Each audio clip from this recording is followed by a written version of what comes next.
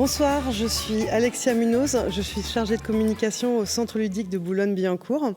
Ce soir, j'ai le plaisir d'accueillir et de vous accueillir depuis Parthenay, donc depuis le Festival ludique international de Parthenay, qui est au final le premier événement qui a lieu, le premier événement ludique majeur qui a lieu depuis le début de la crise sanitaire. Ça fait 2 jours que je suis sur le festival et j'ai pu remarquer dans les rues et sur la place qu'il y a vraiment une effervescence. Les gens sont contents de se retrouver, les gens sont contents de pouvoir jouer avec leurs amis, avec leurs parents ou même avec des inconnus. Et on ressent vraiment qu'il y a ce plaisir de se retrouver. On peut dire effectivement que en tant que pro, la dernière fois que les pros se sont rencontrés, ça date de Cannes 2020. Puisque Cannes s'est tenu fin février, la veille quasiment du premier confinement. Ce qui explique effectivement qu'après, on a vu Paris est ludique, on a vu le Flip 2020, on a vu Essen et on a vu Cannes être annulés. Donc on peut dire effectivement que l'année 2020 et 2021 ont vu le milieu du jeu se modifier, le milieu du jeu innover et aussi savoir s'adapter. S'adapter aux confinements qui ont empêché les gens de pouvoir se rencontrer et jouer entre eux, qui a aussi empêché les ludothèques et les festivals, donc les ludothèques qui ont dû fermer et les festivals qui n'ont pas pu se tenir, qui a aussi empêché les boutiques de pouvoir ouvrir parfois aussi pendant de longs moments. On peut dire aussi que pendant toute cette période, les éditeurs ont su innover en cherchant de nouveaux moyens de pouvoir communiquer avec leur public, avec leur communauté. Enfin, tout ça a évolué dans le sens où effectivement les joueurs ont commencé à avoir de nouvelles pratiques. Tout cela, on va le voir ce soir avec les 3 intervenants que j'ai conviés et donc que nous allons accueillir. Alors ce soir, donc j'ai avec moi à Parthenay sur ce même canapé Marc, qui est donc ludicaire. Donc tu nous expliqueras ce que c'est le mot ludicaire. Pas de souci, avec plaisir. Bonsoir à tous. Voilà, Marc qui est ludicaire à Ludijeux à Parthenay. Et nous avons en visio Paul qui est event manager chez l'éditeur Pictave Libellude, et Grégory qui lui est fondateur de Board Game Arena, qui est donc une plateforme très connue de jeux en ligne. Alors déjà, je vais vous proposer chacun de vous présenter assez rapidement et on rentrera dans le vif du sujet juste après. Merci à toi, bonsoir à tous. Donc moi c'est Marc, gérant de la boutique Ludijeux, donc une boutique que j'ai ouverte il y a 3 ans sur Parthenay. Moi personnellement ça fait déjà 15 ans que je suis dans le monde du jeu et du jouet, donc j'étais avant dans une grande enseigne de jeux très connue en France. Et c'est vrai qu'effectivement, comme tu l'as dit, la Covid a revu un petit peu notre façon d'être, notre façon de travailler aussi. Il a fallu s'adapter et faire en sorte aussi de pouvoir satisfaire nos clients qui étaient toujours de plus en plus demandeurs sur cette période sanitaire du coup. Paul, vas-y, je t'en prie. Bonjour à tous. Donc oui, comme tu l'as dit, moi je suis event manager, chargé d'événementiel en français, chez Libellude depuis maintenant un peu plus de 10 ans.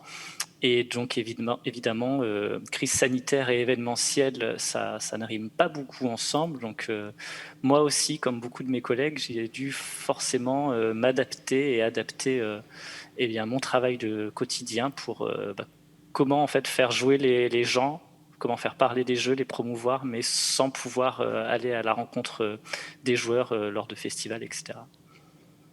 Je t'en prie, Greg.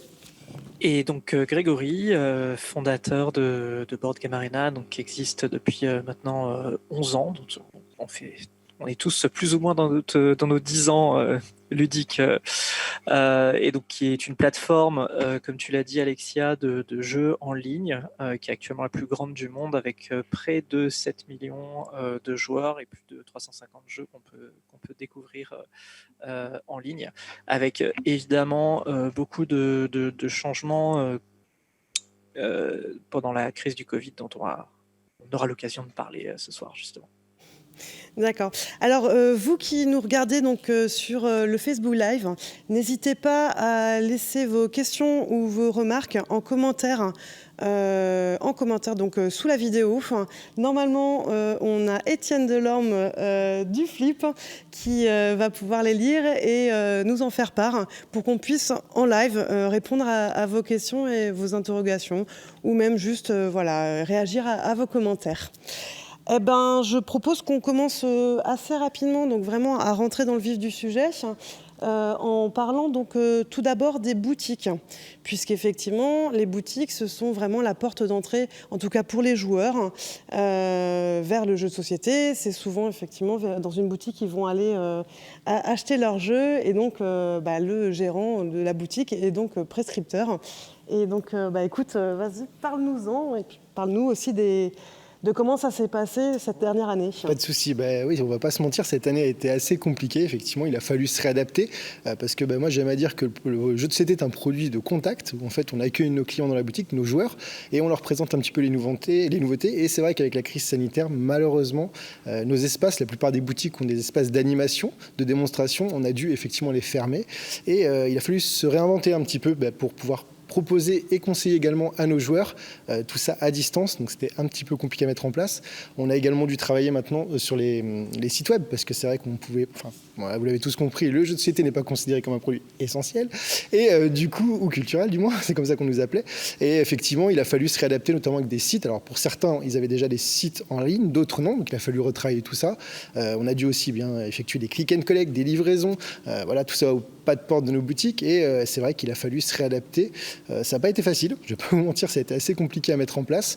Maintenant, on a réussi quand même à tirer notre épingle du jeu, parce qu'effectivement, il y avait cette... Comment ? J'aime beaucoup l'expression. C'est beau. Tirer son épingle du jeu, ça c'est bon. Et c'est vrai qu'il a fallu revoir un petit peu notre façon de travailler, notre copie, et il y a eu une forte demande. Moi, personnellement, le premier confinement, c'est vrai que j'avais pas forcément prévu encore de travailler comme ceci. Je me suis dit, on va attendre un petit peu.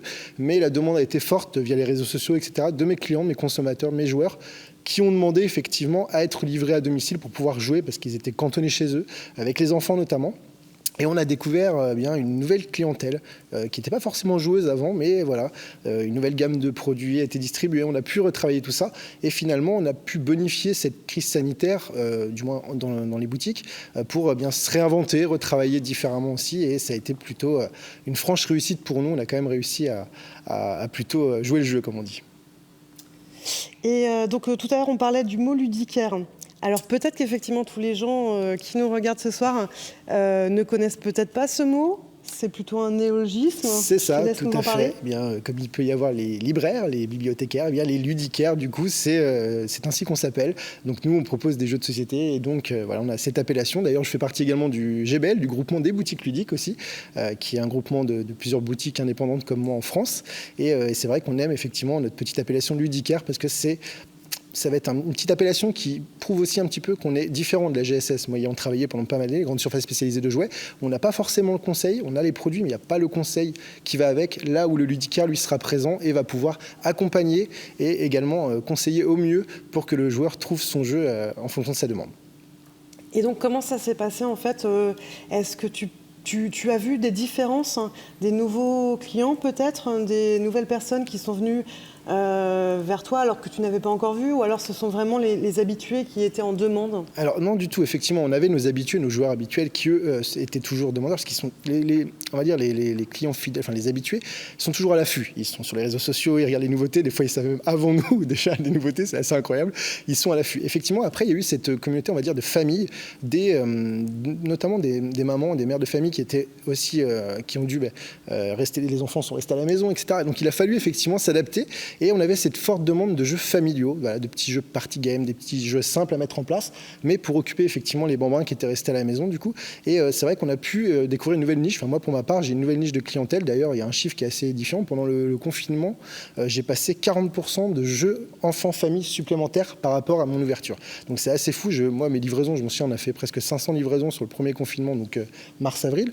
Et c'était majoritairement des jeux familiaux, des petits jeux en fait, parce que les enfants étaient là et les parents en plus étaient en télétravail à la maison, donc il a fallu s'adapter et il fallait des petits jeux simples à mettre en place avec une mécanique adaptée et facile. Le tout pour que l'enfant puisse avoir une certaine autonomie. Donc on a eu beaucoup de demandes sur les jeux familiaux et les petits jeux pour enfants. Sachant que tu es déjà aussi quand même sur un territoire qui est assez particulier de Parthenay, Ouais. où la population est quand même assez habituée aux jeux. Donc c'est vraiment des nouvelles personnes en plus des habitués Effectivement, du jeu. tout à fait. C'est vrai qu'on a une très grosse communauté sur Parthenay. J'ai la chance d'être ludicaire dans une boutique, la boutique ludique, enfin la ville ludique française, du coup Parthenay avec son flip. Et c'est vrai qu'on a effectivement une niche de clientèle. On a pu aussi, via notre association de jeux, développer une certaine culture ludique, mais effectivement on avait une apparition d'une nouvelle demande de clientèle, des gens un peu moins informés, un peu moins passionnés du jeu, mais qui commençaient à découvrir tout ça par le biais de petits titres. Et finalement maintenant cette clientèle, ce qui est assez intéressant, un an après, c'est de voir qu'elle passe sur des titres un peu plus conséquents, des jeux un peu plus gros, avec une mécanique plus lourde du coup, parce que les enfants ont grandi, ont appris, ont joué et ont adoré, et du coup il y a une nouvelle mécanique qui se met en place sur les jeux un peu plus conséquents. Donc c'est assez intéressant de voir ça aussi, de voir que finalement les joueurs, c'était pas juste les joueurs juste pour le premier confinement, mais il y a quand même la culture jeu qui s'est intégrée dans leur famille, et c'est plutôt intéressant de pouvoir proposer ça maintenant à ces clients-là. Ça va faire un chouette vivier d'animateurs flip pour les prochaines années. Exactement, c'est ça, c'est ce que je me dis effectivement. Ça va être sympa, on forme ça. déjà les animateurs pour Étienne, du coup. C'est ça. Tu les prépares, c'est pas mal. C'est ça, effectivement. Tu parlais du GBL tout à l'heure, du groupement des boutiques ludiques. Est-ce qu'il y a quelque chose qui a été fait au GBL justement pour un peu vous accompagner dans toute cette période qui était particulière, et après les réouvertures, parce que les réouvertures ont aussi été particulières, parce qu'il y a eu quand même 3 confinements, donc 3 réouvertures, 3 remises en marche. Tout à fait. Mais le GBL, ce qui est intéressant, c'est qu'il nous a accompagnés aussi parce qu'il a du poids par rapport aux éditeurs, et c'est vrai que certains éditeurs nous ont aussi prêté main forte, au-delà des conditions générales de vente, etc. Il y a eu des petites adaptations. Mais en plus, ce qui était intéressant, c'était, par exemple, on a un éditeur qui nous a fourni des stickers de sol pour les distances de sécurité. D'autres nous ont fait des affiches pour les gestes barrières. Donc voilà, il y avait quand même effectivement un accompagnement de la part des éditeurs. Et le GBL aussi a permis aussi de répondre à certaines questions, parce qu'on était un petit peu dans l'interrogation tous ensemble, savoir un petit peu comment ça allait se passer, l'accueil du public, les restrictions, les capacités d'accueil aussi, parce qu'il faut savoir que nos boutiques, la capacité a été divisée quand même grandement. Moi, actuellement, dans ma boutique, je peux accueillir 5 personnes maximum, contre avant une jauge qui n'y était pas. Donc, il a fallu se réadapter aussi. Et c'est vrai que tout ça, le GBL a pu nous l'apporter aussi, de par notre force, on va dire, entre guillemets, même si je n'ai pas ce mot, mais notre visibilité française, du coup, et au sein des éditeurs qui ont aussi joué le jeu et nous ont vraiment accompagnés avec des supports de communication et également pour les réseaux sociaux. Eh ben, du coup, on parle des éditeurs, mais c'est parfait. Quelle belle transition, c'est Quelle transition parfaite. Qu'as-tu à nous dire là-dessus, Paul ? D'ailleurs, juste pour revenir sur moi, en tant que joueur aussi, et du coup consommateur, ce que j'ai vraiment trouvé assez merveilleux et admirable dans le travail qu'ont fait tous les ludicaires, c'est votre force d'adaptation, puisque entre le premier et le deuxième confinement, comme tu le disais, sur le premier confinement, certains avaient déjà des sites internet, avaient déjà l'habitude aussi déjà de la vente à distance, etc. Donc ils ont été un poil moins désarçonnés. Et donc il a fallu un peu plus de temps pour mettre la machine en route pour d'autres. Mais sur le deuxième confinement, j'ai l'impression que presque dès que le confinement était annoncé, en fait, la machine était lancée, il y avait du click and collect, enfin, il y avait vraiment vous étiez complètement adapté à la situation, et en fait, vous passiez d'un mode à l'autre, ce qui n'était pas super pratique avec tous les enchaînements qu'on a eu. Mais non, vous avez fait un travail d'adaptation vraiment super fort, parce que c'était un peu nouveau pour beaucoup de monde, et c'est loin d'être très évident. Donc moi j'ai été très impressionné en tant que client de ça, en fait. Du coup, je vais juste te poser une toute petite question. En fait, est-ce que tu continues encore tout ce qui va être, alors pas forcément livraison, parce que j'imagine que c'est pas forcément vraiment compatible avec la tenue de la boutique, mais tout ce qui va être sur Internet, utilisation des commandes, des choses comme ça ? Bien sûr. Alors tu parles des livraisons, il faut savoir que j'ai gardé cette méthode en place, qu'il y a encore des personnes qui sont, malheureusement, la crise sanitaire est encore à l'actualité, et encore des gens effectivement qui sont encore assez qui ont encore des petits doutes de sortir, etc. Donc on a maintenu la livraison, on le fait entre midi et 14h où la boutique est fermée. Donc certes, il y en a beaucoup moins que lors des confinements, mais on le fait toujours. Pour le site web et les click and collect, oui, on l'a gardé aussi. En fait, finalement, on s'est réadapté, comme l'a dit Paul, finalement, on s'est réadapté très vite, et on a préféré garder, je pense, ce mode de travail, parce que finalement, j'ai envie de dire, on n'est jamais à l'abri, effectivement, qu'une quatrième vague arrive. Hein. Et c'est vrai que finalement, c'est parfaitement adapté. Et moi, personnellement, c'est un bel outil. Maintenant, il est présent, il tourne, voilà, les commandes sont régulières et finalement, on se l'est approprié. Donc moi, oui, on l'a gardé et on continuera, je pense, maintenant désormais à travailler comme ceci avec le click and collect, la livraison à domicile. D'accord, je te rends la parole, Paul. Non, mais voilà. Merci à toi, Paul. Mais je t'en prie, merci à vous. Non, après, tu voulais que j'intervienne par rapport donc, au niveau des boutiques, de manière plus générale pour nous, les éditeurs. Plutôt pour les éditeurs, il me semble que tu travailles oui, n'est-ce pas, chez un éditeur. Non, nous, en effet, comme tous les corps de métier, il y a eu un temps d'adaptation nécessaire parce que ça nous a pris évidemment de court. Moi, mon dernier festival, c'était donc il y a eu Cannes, mais on a fait le festival de Montpellier, qui était vraiment, je crois, une semaine avant le premier confinement. On n'était vraiment pas préparé. Hein. Il y avait pas mal d'autres festivals type Ludinor qui étaient normalement prévus, qu'on a annulé au fur et à mesure. On a mis un petit mois, à se poser, à voir un petit peu aussi comment la situation avait évolué, parce que si vous vous souvenez bien, au début, c'était vraiment complètement très très très très très flou sur ça allait pas forcément durer aussi longtemps. Il y avait un peu, on entendait le tout et son contraire. Donc on tâtait un petit peu aussi le terrain, et après, quand on a fini par comprendre que ça n'allait pas vraiment revenir, on a fini par essayer d'aller explorer d'autres pistes. La première qu'on a, nous, pour l'événementiel, pour ce souci d'essayer de maintenir un lien avec notre communauté de joueurs et de pouvoir faire jouer, ça a été de nous tourner vers BGA, donc vers Board Game Arena, parce que du coup, on travaillait déjà avec BGA depuis un petit moment, et on avait déjà mis en fait des jeux sur la plateforme. On avait Seasons qui était là depuis déjà un bon moment, vu que le jeu, on l'avait fait développer. Non, c'est plus. D'ailleurs, Greg, tu me corrigeras, mais vous étiez venu nous voir pour le développer. Au moment de la sortie. Au moment de la sortie, donc il était même disponible un peu avant sa sortie.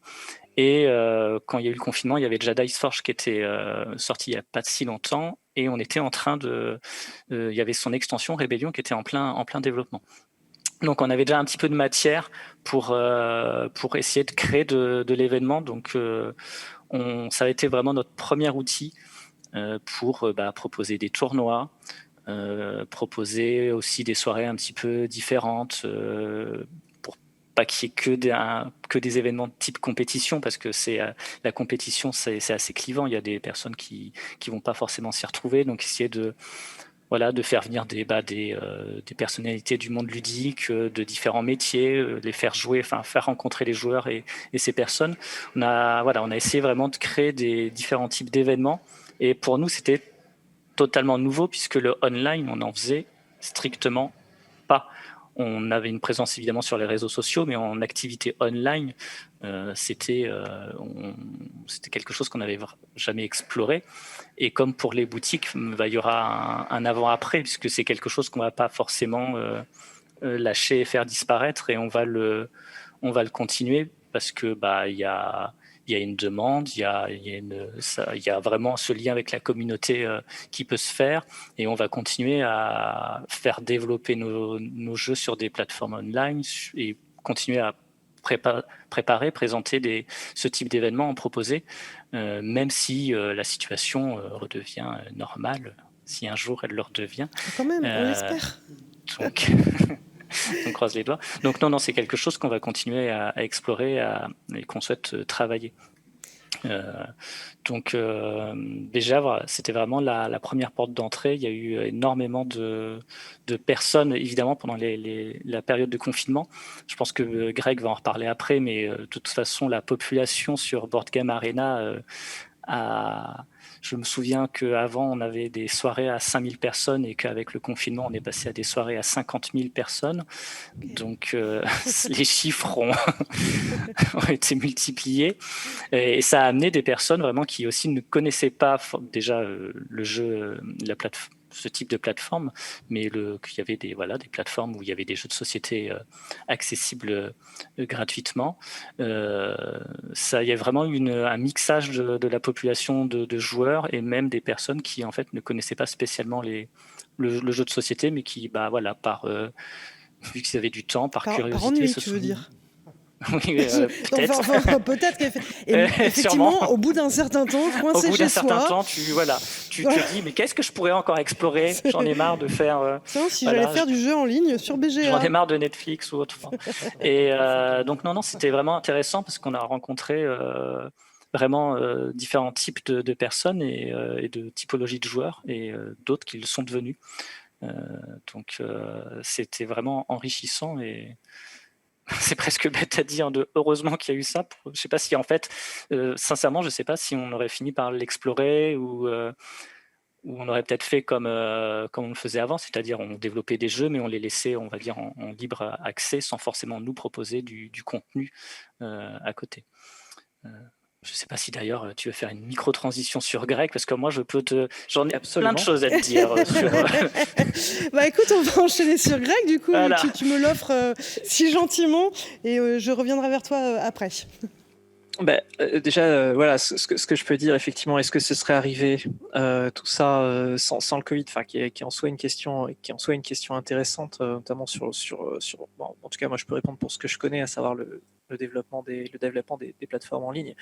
Donc, moi, ma conviction, c'est que oui, parce que on l'a déjà vu, même à l'été dernier, quand les restrictions sont redescendues, les gens sont pas repartis de BGA. Donc en fait, la crise a fait office finalement d'un accélérateur pour notamment faire découvrir notre manière de jouer aux jeux de société, parce que c'est pas jouer aux jeux de société, ça reste une manière différente, alternative, accessoire pour certains, plus essentiel pour d'autres, mais quelque chose de différent.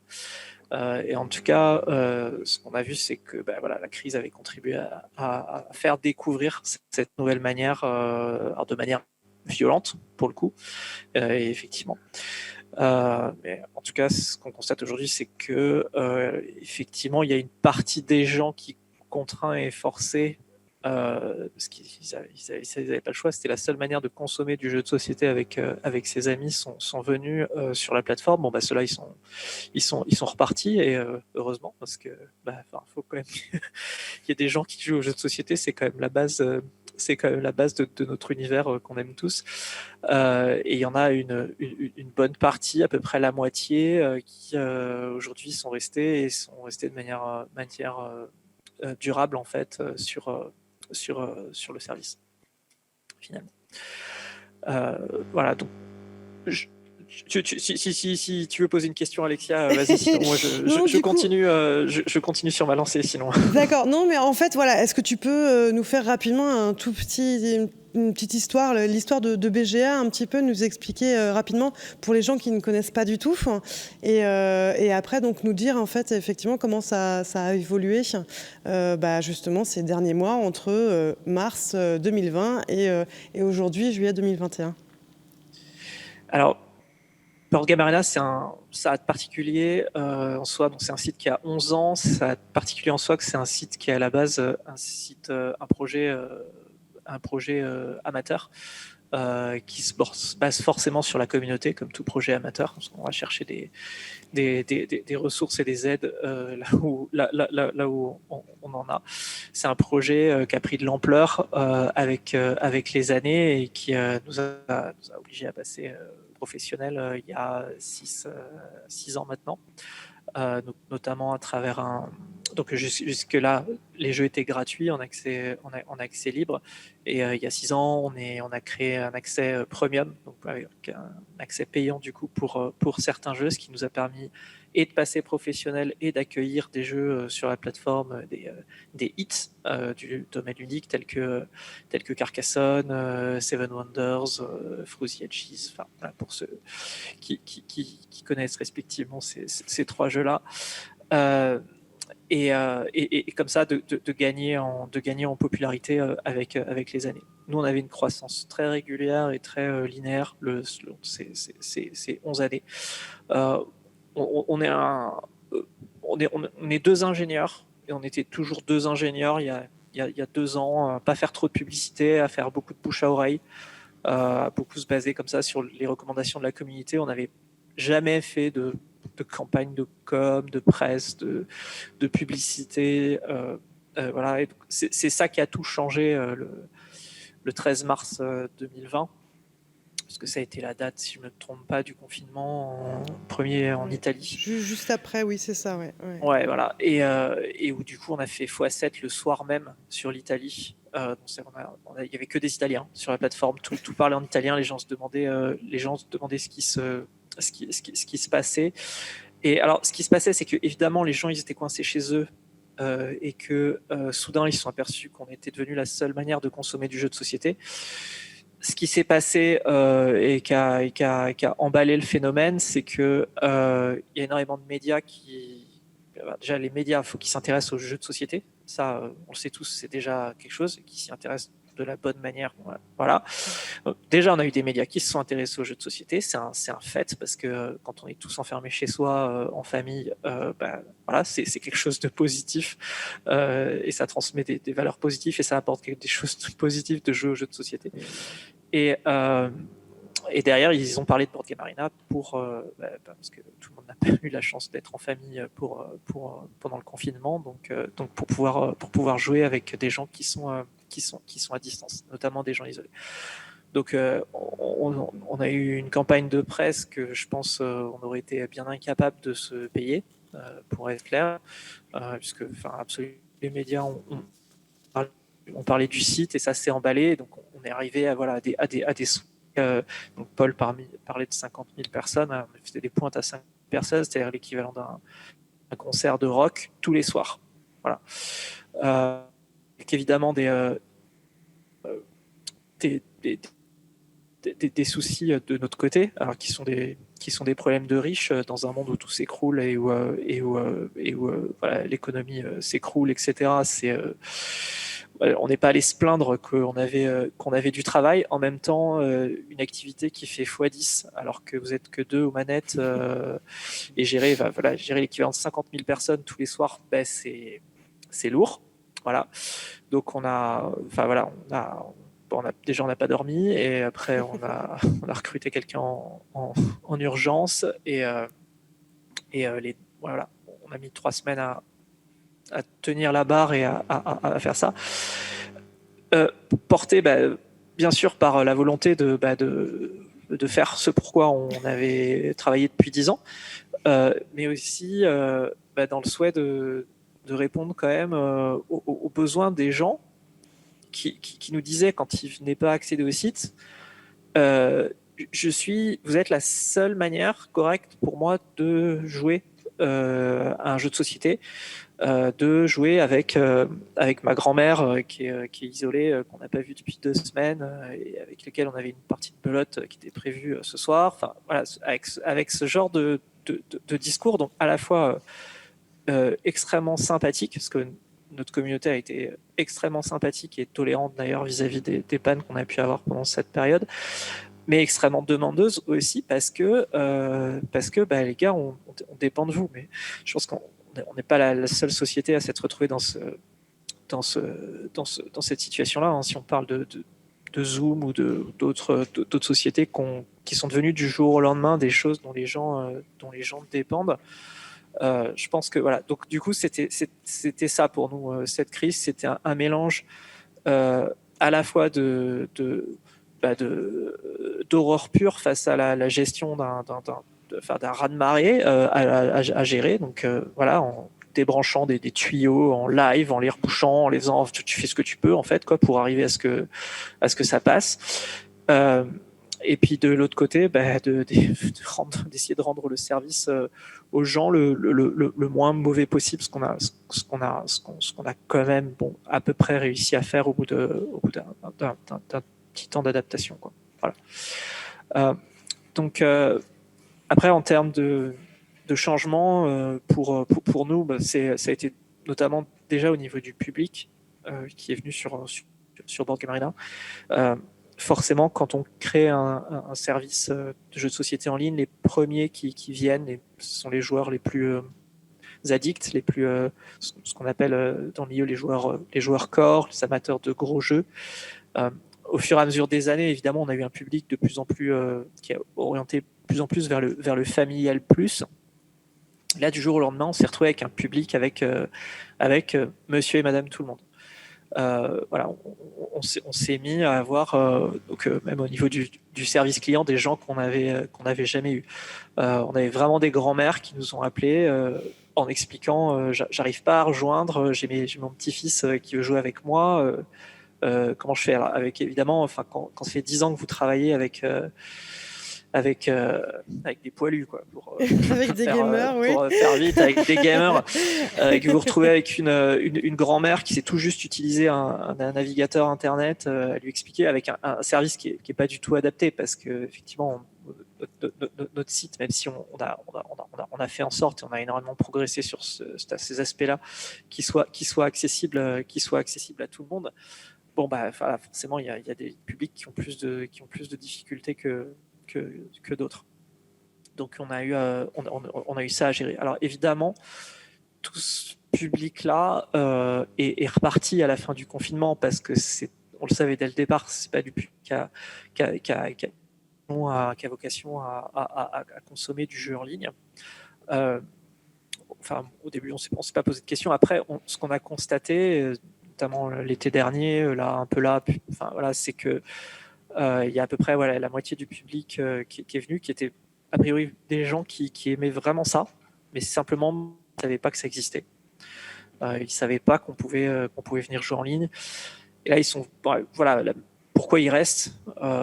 Ils restent parce qu'ils ont découvert que jouer en ligne, c'est découvrir du niveau sur certains jeux, des jeux qu'on maîtrise et qu'on a l'impression d'avoir fini, en fait. On a fait 10 parties, on a battu tout le monde on a l'impression d'avoir fini le jeu, mais en fait on n'a pas fini le jeu. En fait, on a juste fait le tour de ses potes, mais on n'a pas fait le tour du jeu. Et pour faire le tour du jeu, ils viennent en ligne et ils disent ça se joue comme ça, en fait. On peut faire ça à ce jeu. D'accord. Et là, ils découvrent un autre niveau, en fait, du jeu qui n'était pas suffisant, en fait, auprès de leurs proches. Ils découvrent la possibilité d'aller établir des connexions avec des amis, avec des connexions entre couples, avec de la famille qui sont à distance pendant le confinement même hors confinement.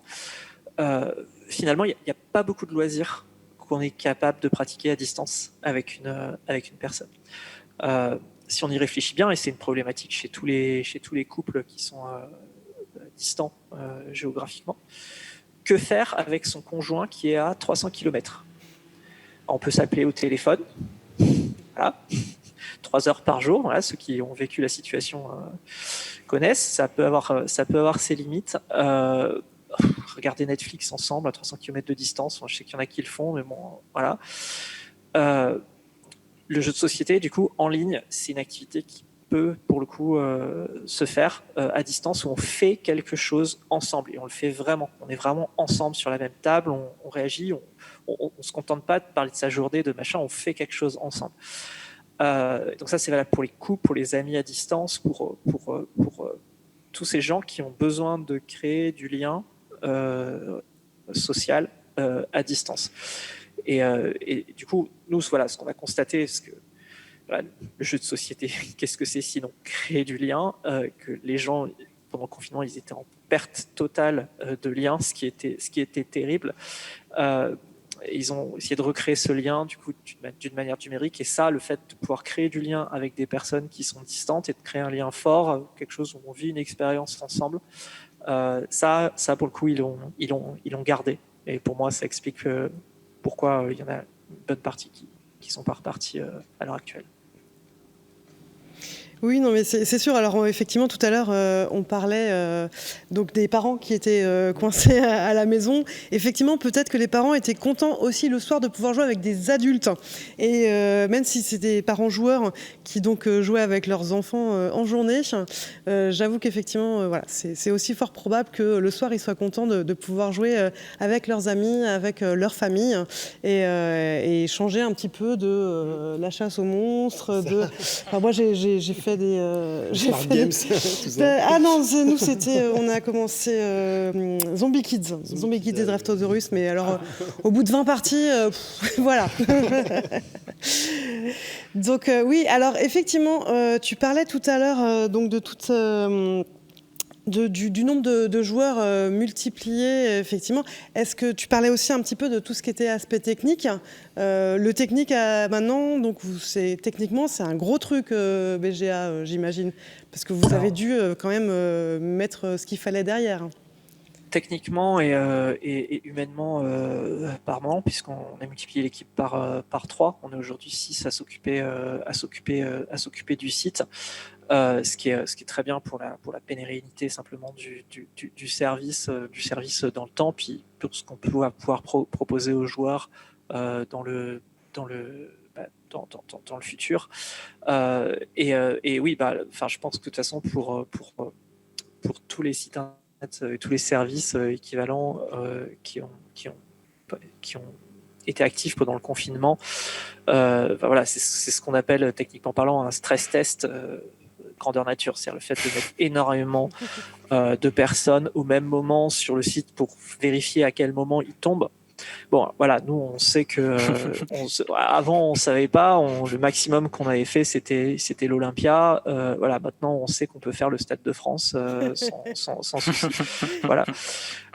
Et donc oui, ça nécessitait énormément d'adaptation technique, vraiment des choses en urgence. La métaphore d'un électricien qui arrive avec des sécateurs et qui coupe des pans entiers en live parce que faut que ça tienne, elle est pas galvaudée. C'est vraiment ça qu'on a dû faire.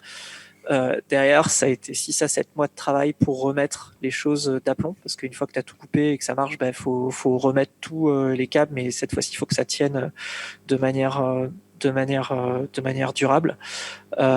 Et donc voilà, on est serein maintenant sur l'infrastructure. Vous pouvez venir tous en masse, invitez vos amis, il n'y a pas de souci. On a eu une petite réaction de Laurent qui dit: est-ce qu'Asmo n'a pas été fort au niveau pandémie pour assurer la promotion de Pandemic Legacy? Vous l'avez sur BGA, Pandemic? Alors oui, on a Pandémie depuis fin juin, donc voilà. Récent. C'est récent. Alors, la question, c'est est-ce que la sortie de Pandémie est opportune? Alors, bon, je pense que si on avait voulu sortir le truc de manière opportune, on l'aurait pas sorti là, déjà. On l'aurait sorti il y a 2 ans, dans 2 ans, enfin, je sais pas, mais pas là. Il y a un moment... Pandémie, c'est un jeu qui est juste excellent, qui est juste incontournable. Est-ce qu'on a envie que le Covid continue à nous emmerder au point d'attendre 2 ans de plus pour pouvoir jouer à Pandémie? Je crois que non. En fait, voilà, il est bien et puis on le sort, on le sort là. Non, on a commencé à bosser dessus en février-mars, si je ne m'abuse. Voilà, et du coup, il était prêt fin juin. On l'a sorti fin juin. Je ne me suis pas posé de question. Voilà. Mais bon, voilà. Alors après, est-ce qu'il faut jouer à Pandémie? Est-ce qu'il faut plus jouer, arrêter, faire une pause? Ça, j'en sais rien. C'est chacun gère. Je veux dire, indépendamment du thème et que tout le monde en aura la casquette de la maladie, ça reste un bon jeu, quoi. Voilà. Je crois que c'est juste ça qu'il faut se dire, quoi. Alors, comment tu te situes, toi, dans le milieu du jeu? On parlait de ludicaire, éditeur. Qu'est-ce que tu utiliserais, toi, comme mot? Facilitateur? Quelque chose... Alors, Alors là, c'est ça qui est paradoxal dans cette histoire, c'est que nous, on a toujours eu cette approche complémentaire vis-à-vis du jeu physique.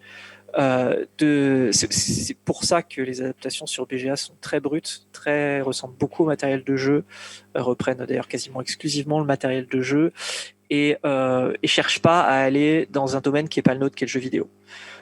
Nous, on cherche vraiment à retranscrire le jeu tel qu'il est, et dans cet esprit que on est une niche d'un loisir, voilà, qui est le jeu de société duquel on dépend. Et s'il n'y a plus de jeu de société, nous, il n'y a plus de sens à ce qu'on fait. C'est aussi pour ça d'ailleurs qu'on fait rien d'autre que des jeux de société.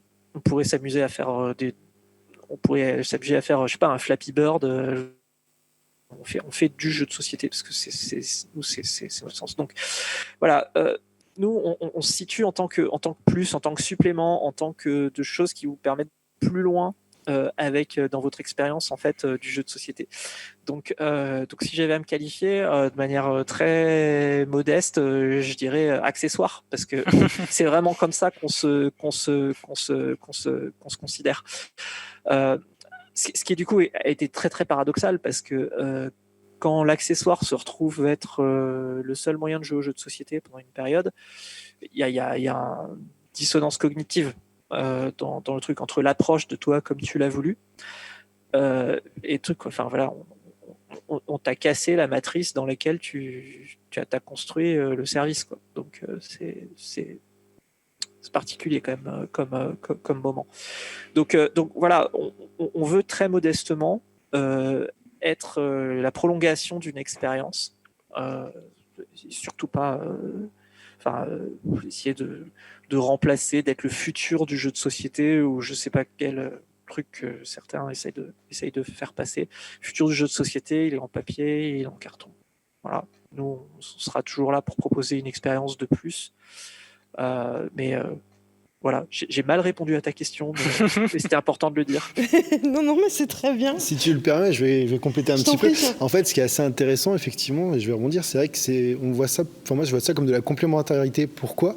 Parce que maintenant, effectivement, on a remarqué que beaucoup de clients, de joueurs viennent en disant « Ouais, j'ai testé ça sur BGA, j'adore, je veux le voir en physique pour pouvoir en jouer avec mes amis. » Donc finalement, c'est une certaine complémentarité maintenant qu'on a trouvé grâce à BGA, du coup aussi en boutique, on le voit effectivement, et c'est pas forcément vu d'un mauvais œil. Au contraire, c'est plutôt super complémentaire et c'est hyper intéressant justement, et je pense que c'est encore à développer encore plus avec les boutiques physiques, effectivement.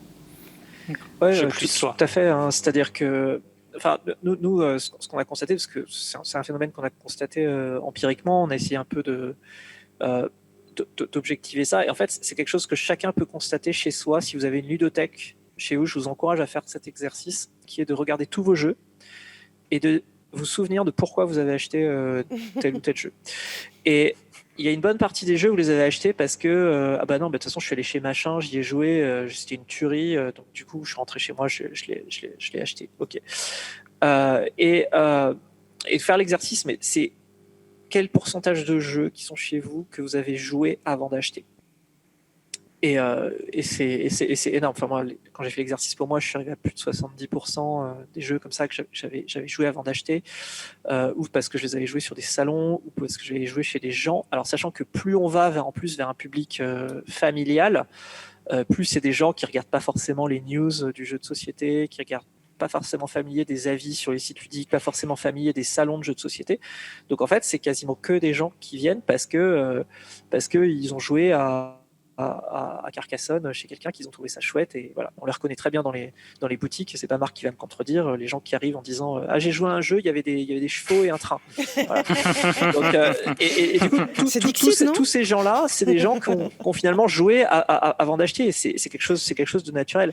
C'est pour ça qu'on fait des salons d'ailleurs, et donc Board Game Arena permet aux gens de jouer avant d'acheter. Et typiquement, je prends un exemple. Imaginons quelqu'un qui a fait 50 parties de Draftosaurus sur Board Game Arena. Il va débarquer dans une boutique de jeux de société pour acheter un jeu dans la gamme de Draftosaurus. Donc voilà, à peu près, un truc qui se joue bien à 3-4 joueurs, assez simple, bien pour des enfants, etc. Pourquoi il irait acheter un autre jeu, en fait ? Si on réfléchit 2 secondes. pourquoi j'irais acheter un autre jeu, même qui ressemble, même avec du draft, même machin, pourquoi j'irais acheter un Seven Wonders si, par exemple, je connais les règles de Draftosaurus. J'achète Draftosaurus. J'ai pas à lire les règles, je sais qu'il est bien, j'achète Draftosaurus. Et c'est ça qui se passe au final. Et c'est pour ça qu'il y a autant d'éditeurs qui poussent aussi pour le jeu en ligne. C'est pour profiter de ce mécanisme-là, en fait. Mais nous, on l'a complètement perçu sur les jeux qu'on avait mis, mais même avec d'autres éditeurs à qui on en a parlé ou autres. Et on observe bien aussi à ce niveau-là une complémentarité. Les joueurs ne vont pas en fait se dire bon bah puisque ou peut-être qu'il y en a, mais c'est une minorité vraiment mineure, mais personne ne se dit je peux l'avoir gratuitement, donc du coup je vais pas aller l'acheter. En fait, bien souvent ils vont le découvrir, ils vont aussi en faire pas mal de parties dessus pour certains, mais ils vont finir par aller l'acheter pour eux, l'acheter pour l'offrir parce qu'ils le maîtrisent, ils peuvent l'expliquer et ils savent que c'est une valeur sûre et ils sont complètement rassurés. Donc il y a vraiment pas de vente en fait qui disparaissent avec les plateformes qui proposent des jeux de société en ligne. C'est vraiment super complémentaire. Donc oui. Au final, c'est un peu comme les ludothèques. Enfin voilà, nous au centre ludique de Boulogne-Billancourt, on a la ludothèque. C'est pas pour ça que les gens, donc nos adhérents, n'iront pas acheter des jeux. Au contraire, en fait. Et comme tu disais, Paul, il y a effectivement après cet effet de prescription où on va aller le conseiller à des amis, où on va aller l'offrir à des amis. Et non, clairement, c'est quelque chose qu'on a pu nous dire de temps en temps. Non, on n'évite pas des ventes, au contraire, en fait, on les multiplie. Et d'ailleurs, justement, je pense à BGA. Donc, c'est vrai que notre ludothèque a été fermée lors du deuxième confinement, donc début novembre, fin octobre, début novembre. On a pu la réouvrir que le 9 juin. Et entre-temps, on avait mis en place des soirées jeux. Donc, nous, tous les vendredis, on fait jouer les gens jusqu'à 1h du matin, plutôt un public de gamers. Et effectivement, au bout d'un certain temps, on a commencé à mettre en place des parties les vendredis soirs où les joueurs habitués de nos vendredis soirs se retrouvaient pour et on mettait en place des tables. On avait pris un abonnement effectivement pour retrouver cette petite ambiance du vendredi soir. Et ça a plu, ça a vraiment plu parce que les gens étaient contents de se retrouver, de retrouver leurs copains avec qui ils jouaient habituellement le vendredi. Donc voilà. Mais ça, on a eu beaucoup ça en termes de nouveaux publics, ces nouveaux publics, nouveaux usages, que ce soit dans les écoles, universités, beaucoup de CE aussi, d'entreprises qui étaient à la recherche de. C'est gentil d'avoir des gens en télétravail chez eux 5 jours par semaine, mais à un moment, le lien social, c'est important. Les meetings Zoom de travail, c'est bien, mais bon, voilà. Puis les apéros Zoom 5 fois par semaine, ça peut avoir ses limites. Donc du coup, ils étaient à la recherche de moyens alternatifs pour rassembler leurs salariés et faire des événements sociaux. Board Game Arena, c'est un service qui a été créé pour trouver des adversaires en ligne, pour jouer avec le monde entier. Donc d'un coup, on s'est retrouvé avec énormément de personnes qui venaient pour jouer en groupe, avec des groupes déjà constitués, avec des choses, donc avec un service pas forcément complètement adapté. Donc nous, ce qui nous fait réfléchir évidemment sur d'autres formes pour faire évoluer le service, pour arriver à faire ça et à répondre à ce besoin-là, qui est sur un groupe donné de gens, que ce soit un CE, des élèves d'une école ou d'une ludothèque, d'arriver à les faire se rassembler pour pouvoir créer du lien, encore une fois. Oui, il y a quelqu'un qui a justement laissé dans les commentaires au début un commentaire donc, sur tout ce qui va être éducation et l'utilisation avec des élèves pour tout ce qui était un peu cours à distance. Donc effectivement, voilà, c'était aussi pour remettre en avant l'importance du jeu dans ces périodes-là et quand on est de fait à distance, obligé d'être à distance sans pouvoir se retrouver en vrai. Tiens, d'ailleurs, il y a effectivement aussi quelqu'un qui parle des jeux sur BGA qui sont très différents à jouer en réel et c'est super agréable de découvrir le matériel d'un jeu qu'on a apprécié en ligne. Donc oui, effectivement, voilà le lien entre BGA et boutique. Il y a ce petit truc, on a aimé les mécanismes, et là après on découvre en plus le matos, et c'est agréable, quoi. Ça peut pas remplacer le plaisir de jeter des dés, manier des jetons, des cartes, etc. On va toujours aussi retrouver ce plaisir-là avec le véritable matériel que forcément du online peut pas nous donner. Ça va nous donner un côté pratique sur BGA, ça va nous donner le côté pratique de l'automatisation. Bien qu'après il y a d'autres plateformes comme des Tabletop Simulator qui eux ne proposent pas l'automatisation comme si tu étais à une vraie table, etc. C'est une autre optique aussi. Nous, on l'a moins expérimenté, on l'a plus utilisé pour refaire nos tests de prototypes en interne. Mais du coup, oui, ça ne peut pas remplacer, toucher le contact de son jeu de société. Je crois que dès lors qu'il y a de l'interaction, surtout entre joueurs, l'interaction physique, et ça peut être sur des choses qui sont très... des mécaniques telles que du bluff qu'on va faire vis-à-vis de quelqu'un, des petits sentiments, des choses qui se passent autour de la table sur un jeu. Effectivement, c'est des choses qui ne peuvent se produire qu'en réel, et voilà, bon, c'est ça qui nous a manqué le plus, je crois, à tous en tant que joueurs. Donc évidemment sur des jeux plus voilà, qui sont très mécaniques, qui reposent pas sur de l'interaction physique, etc.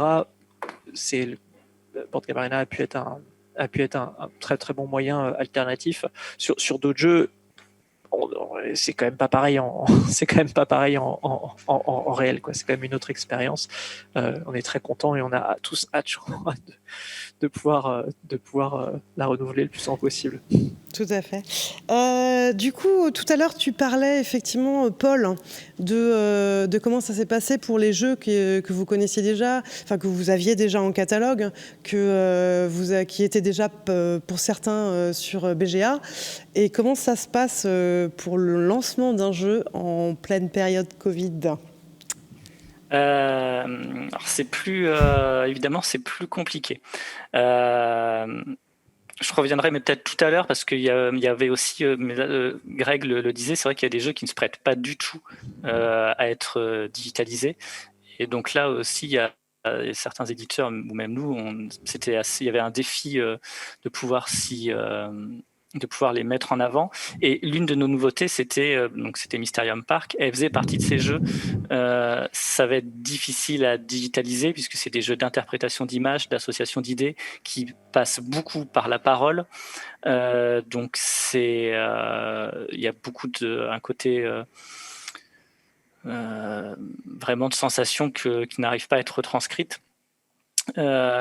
Le défi, c'était d'essayer de quand même faire parler du jeu sans nullement ne pouvoir le faire jouer, justement. Il y a eu plusieurs façons de faire. Alors, il y a eu la tentative réussie plutôt de faire un festival online.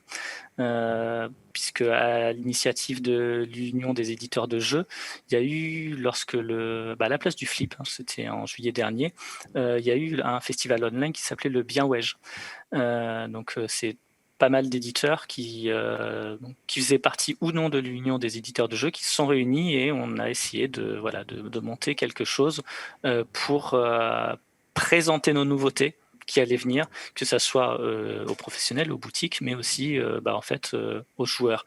Ça avait duré tout un week-end où il y avait les éditeurs qui s'enchaînaient sur des pastilles de 20 minutes, puis après il y avait aussi des pastilles plus longues d'1 heure qui se déroulaient la semaine suivante, avec aussi des interventions, des mini-jeux, des activités ou autres. Donc ça c'était une des manières d'essayer d'attirer en tout cas l'attention, le regard on va pas pouvoir vous faire jouer au jeu, mais on va pouvoir en tout cas vous le montrer à la caméra aussi le matériel, peut-être les mécaniques ou autres. Donc ça a été c'était une des options. nous, la chance qu'on a pu avoir avec Mysterium Park, c'est que c'était un jeu qui bénéficiait déjà de l'aura, on va dire, de son grand frère. Donc, nous, on a eu, on va dire, de la chance dans notre malheur, donc on n'a pas eu spécialement de difficultés après à ce niveau-là pour la sortie d'un jeu. Mais après, il y avait des solutions comme le print and play aussi. Ça a été c'est Asmodée qui en a mis pas mal à disposition. C'est aussi une initiative qui a beaucoup marché. Nous, de notre côté, on avait proposé du Dixit. On n'avait pas proposé du Mysterium Park parce que c'était un poil complexe aussi à mettre en place. Mais ça, c'était aussi une initiative que d'autres éditeurs ont accepté aussi de faire. Pouvoir mettre le jeu à disposition en impression, ou du moins une partie du jeu, pour que les gens puissent quand même y jouer entre eux, pour ceux qui ont la chance en tout cas d'être soit confinés en famille ou en groupe. Parce que bon, évidemment, le print and play, si on est tout seul, c'est moins intéressant. Donc, si on n'a pas d'imprimante non plus, c'est compliqué. Oui, quand on n'a pas d'imprimante non plus. Tu parles. Moi, j'ai subi mon premier confinement sans imprimante. J'ai découvert oh combien c'était utile et pourquoi ça me manquait. Et combien on est à avoir acheté une imprimante depuis. C'est clair, oui, tout à fait, je confirme aussi. C'était l'enfer. Donc non, voilà, ça c'était aussi des initiatives qui ont pu être mises en place pour à la sortie pour promouvoir le jeu. Ça permet de toucher le print and play, ça a touché aussi d'autres personnes qui n'ont pas franchi en tout cas le cap d'aller sur de l'ordinateur. Parce que ça fait peur, parce qu'ils n'arrivent pas assez à manier, ils n'ont pas les connaissances pour, etc. Et puis après, ça va être les réseaux sociaux, ça va être multiplier tout ce qui va être vidéo. Donc là, ça commence à émerger. Nous, on ne le fait pas encore à Libellude bientôt, mais ça va être les usages de réseaux sociaux comme Twitch, qui appartenait avant plutôt aux sphères des gamers, jeux vidéo, et c'est déjà un média qui, durant le confinement, on l'a vu, a commencé à aller toucher dans d'autres zones, pas que le jeu. Il y a pas mal de personnes qui l'utilisent pour des revues de presse, pour parler de tout et de rien.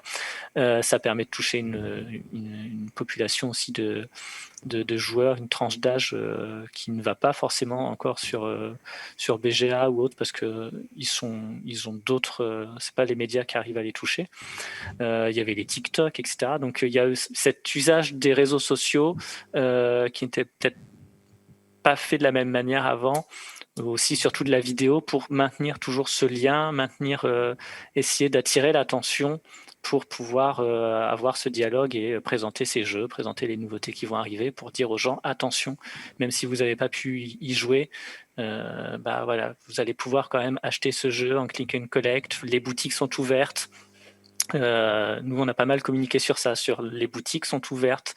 Les boutiques, vous pouvez acheter chez votre ludicaire par click and collect, aller voir sur leur site internet, sur leur page Facebook, pour marteler que c'est pas parce que c'est confiné que le jeu, vous n'allez pas pouvoir l'obtenir et l'acheter, etc. Donc, c'était aussi un des moyens de pouvoir assurer une promotion sans pouvoir faire jouer. Donc, c'était vraiment essayer d'explorer tous les médias qui normalement, tous les médias et les moyens qui normalement ne servaient pas forcément à ça, ou en tout cas les amplifier, puisque les réseaux sociaux on était déjà dessus, mais là ils ont vraiment servi à 100%. C'était quoi le hashtag qu'il y a eu Shop ton jeu. Shop ton jeu, c'est Shop ça. Ton jeu, le Shop ton jeu avec les photos, les gens qui se prenaient en photo à la sortie de la boutique. Ça avait plutôt bien fonctionné. Puis c'était agréable effectivement de voir que les gens étaient contents de retourner voir leur ludicaire. Oui, il y a vraiment eu maintenir ce lien avec son ludicaire. Ça c'était une initiative de Blue Orange, il me semble. Shop ton jeu. Oui, c'est ça. Très bonne idée de leur part.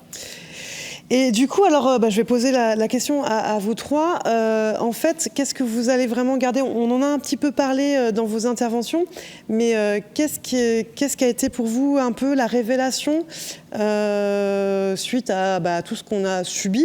Est-ce qu'il y a des choses qui, pour vous, ont été vraiment, comme je dis, une révélation ? Je dis, pourquoi je suis passée à côté jusque maintenant ? Maintenant, ça va vraiment faire partie de mon cadre de travail. Je t'en prie. Ouais, moi, je vais rebondir sur ce qu'a dit Paul aussi, ça a été l'utilisation des réseaux sociaux, parce que, comme il a dit, on les avait, mais on les exploitait pas forcément bien.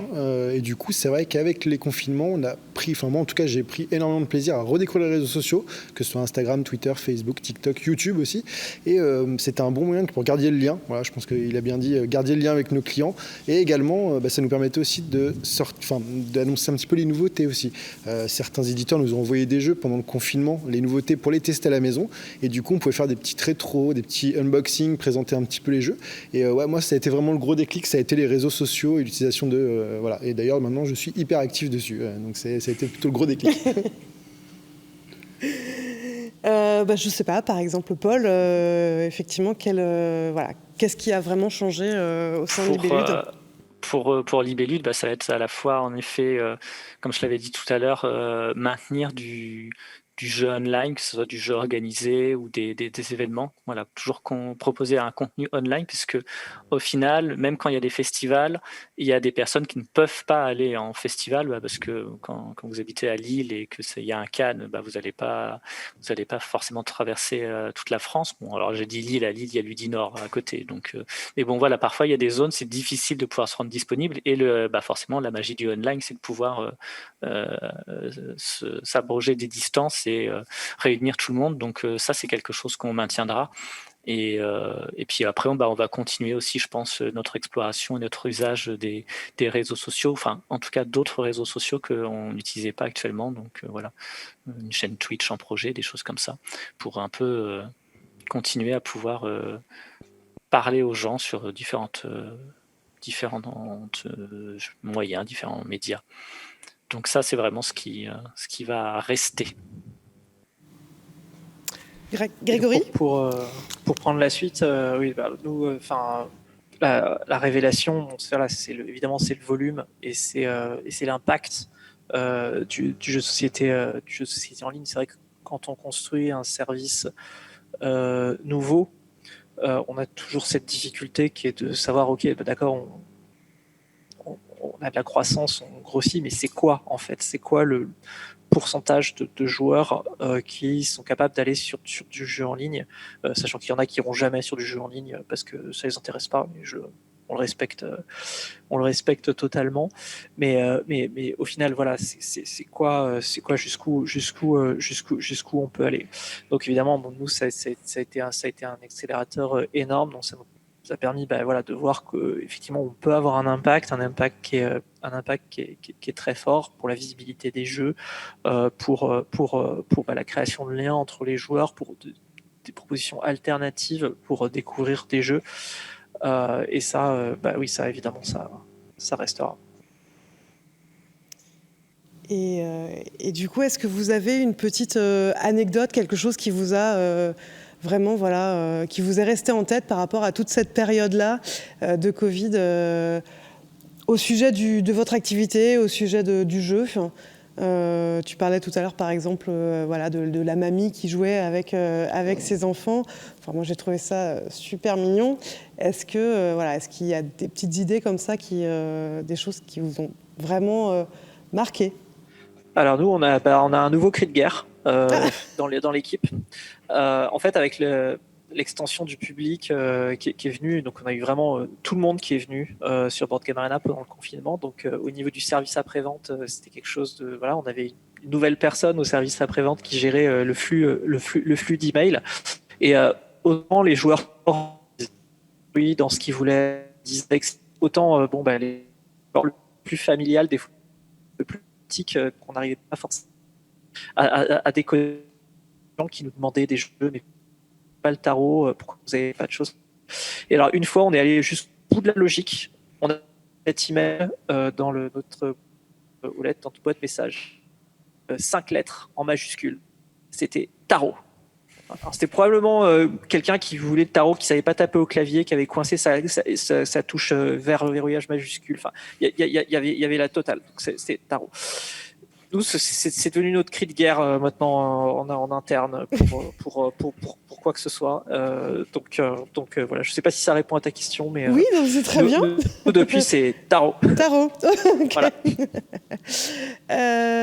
Alors du coup, juste comme je suis avec toi là, quelqu'un nous demande, d'ailleurs c'est aussi pour Paul, j'ai entendu dire qu'un nouveau jeu Libellude allait arriver sur BGA. C'est lequel ?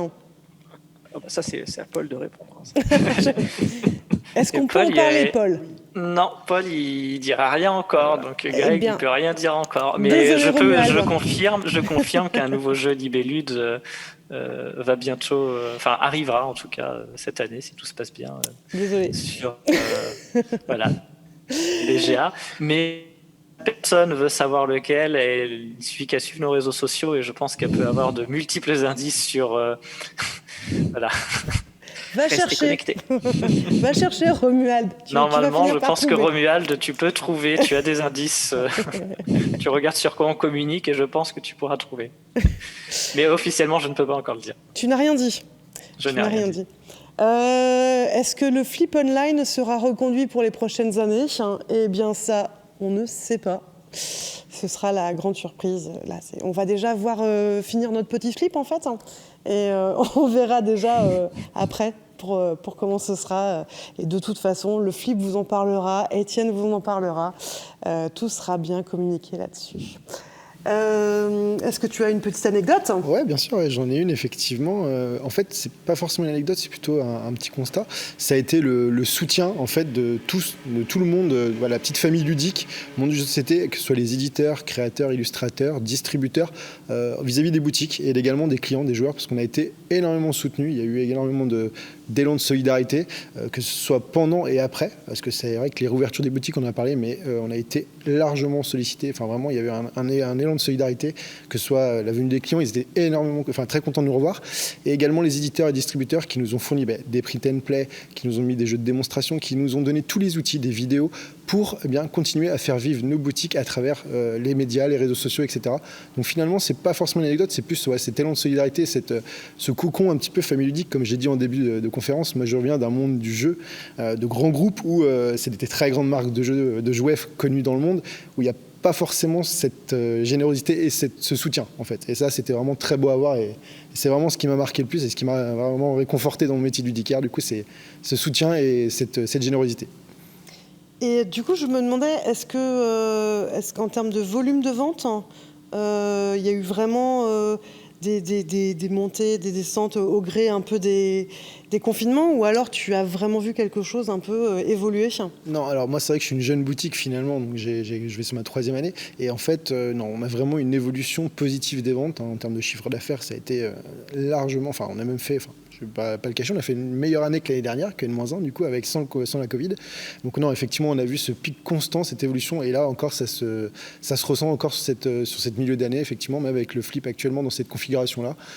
Il y a vraiment, effectivement, une évolution constante du marché et du chiffre d'affaires qui est très, très intéressante, effectivement. Et on espère bien que ça continuera comme ça, dans ta lancée, mais sans la Covid. Ouais, si ce serait plus sympa. Paul ?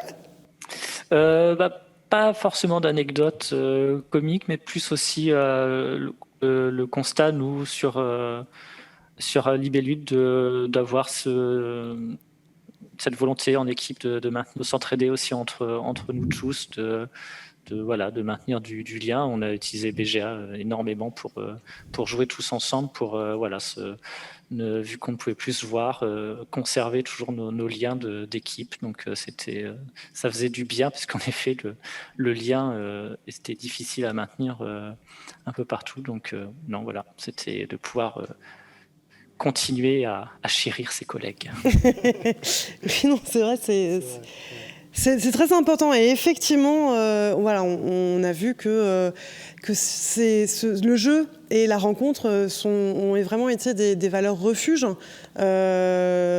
tant au niveau de la famille, mais aussi au niveau des amis et du milieu professionnel. Quand on était dans l'incapacité de se voir en vrai, on s'est rendu compte à quel point c'était important, et à quel point on pouvait apprécier justement ces temps de jeu.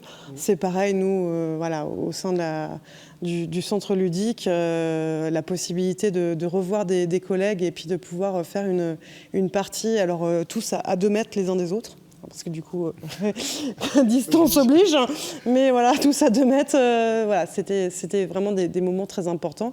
Est-ce que vous souhaitez faire voilà, il y a quelque chose dont vous souhaiteriez parler, peut-être un projet que vous avez qui vous tient à cœur, ou quelque chose dont vous aimeriez discuter avant qu'on clôture cette soirée? C'est pas un projet, c'est plus un souvenir, heureux de la période de confinement, parce qu'il n'y en a pas beaucoup.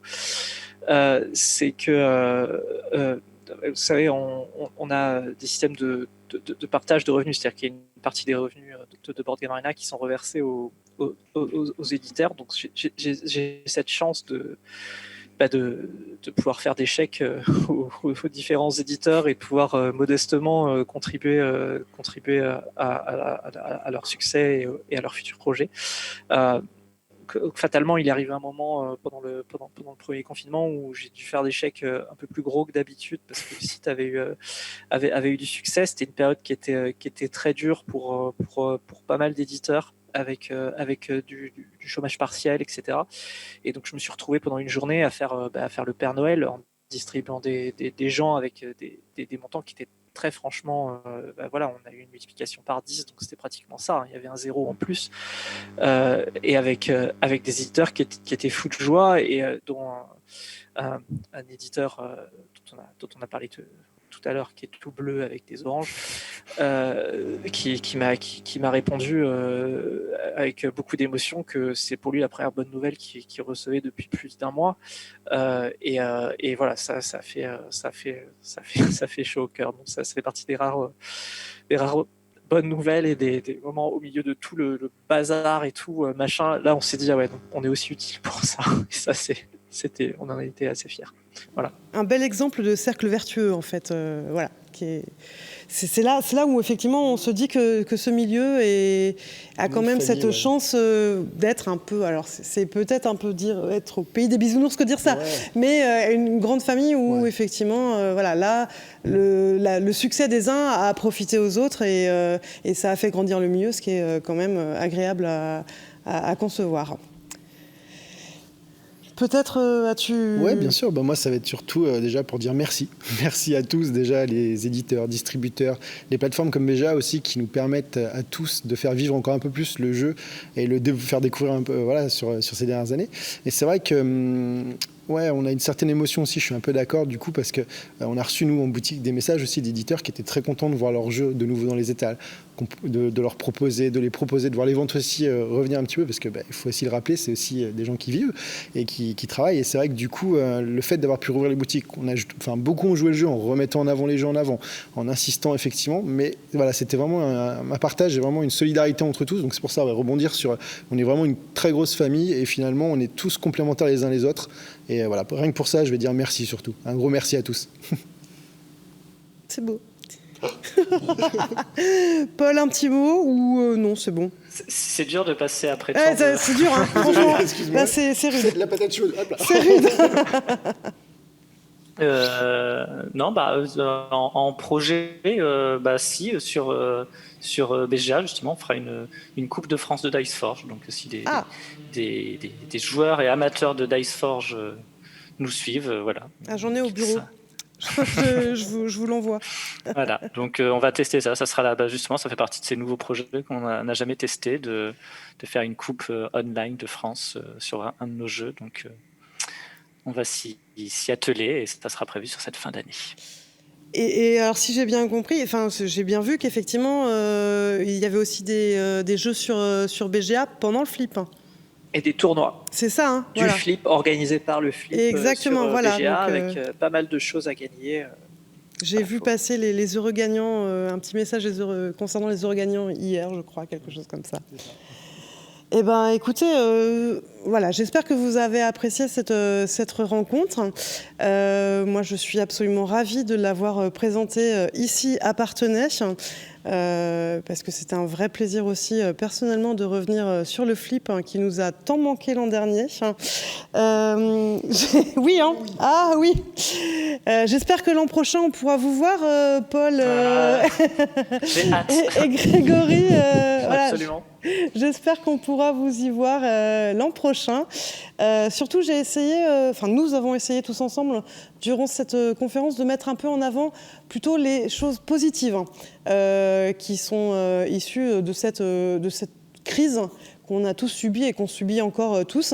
Et je pense qu'on a plutôt bien réussi dans le sens où on a vu quand même, en tout cas, à travers ces trois secteurs, ces trois métiers complètement différents, mais complémentaires, du monde du jeu, il en ressort finalement grandi, qu'on a eu des opportunités d'innover, on a eu l'opportunité de s'adapter, on a eu l'opportunité de changer, de découvrir des nouvelles choses, de faire découvrir de nouvelles choses. Et puis j'espère surtout que tout ça va pouvoir continuer, que vous allez continuer à aller voir vos ludicaires préférés, que vous allez continuer à découvrir avec grand plaisir les jeux des éditeurs, que ce soit encore sur le Flip pour 3 jours ou sur les prochains événements qu'on attend avec grande impatience. Et aussi que vous puissiez peut-être continuer aussi à jouer sur BGA. Mais sans les confinements cette fois, ce serait plus sympa. Voilà, je vous remercie beaucoup. Merci à tous d'avoir suivi cette table ronde. Merci Paul, merci Grégory. Merci. Merci Marc. C'est toi. Merci un grand merci à Étienne et à Emmanuel à la technique. Merci à la demoiselle derrière les caméras. Merci au Flip de nous avoir encore permis cette année de faire cette conférence.